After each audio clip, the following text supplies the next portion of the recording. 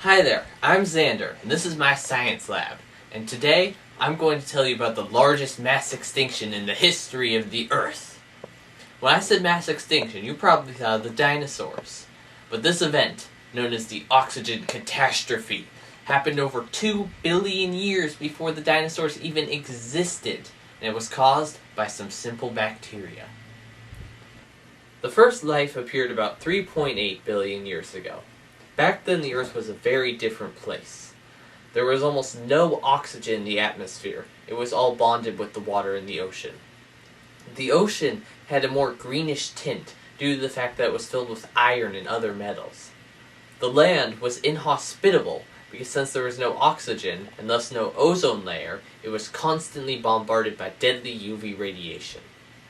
The life mainly consisted of simple single-cell organisms known as anaerobic bacteria. They just absorbed nutrients from the water and metabolized them. But then, about 3.5 billion years ago, a new species emerged known as cyanobacteria or blue-green algae. Cyanobacteria used photosynthesis and thus started releasing a lot of oxygen into the water. This had devastating effects. The oxygen caused the iron to oxidize and be removed from the water. The anaerobic bacteria were killed off because oxygen was poisonous to them and they needed the iron to survive. Then, things got even worse as the oxygen seeped into the atmosphere.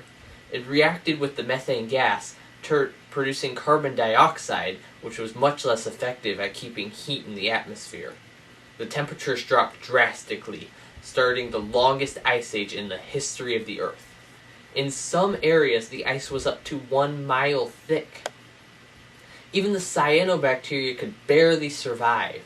Just a few species were able to hang on by living in the hydrothermal heat vents at the bottom of the ocean.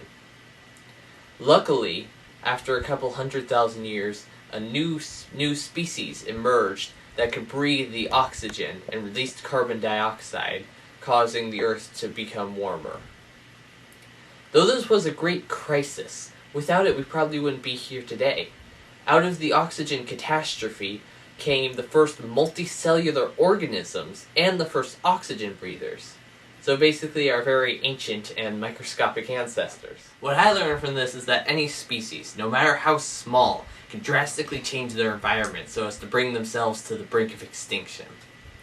So I hope you had a lot of fun learning that with me. Until next time, I'm Xander, and this is my science lab, signing off. It had a rather greenish tint due to large amounts of iron and other metals.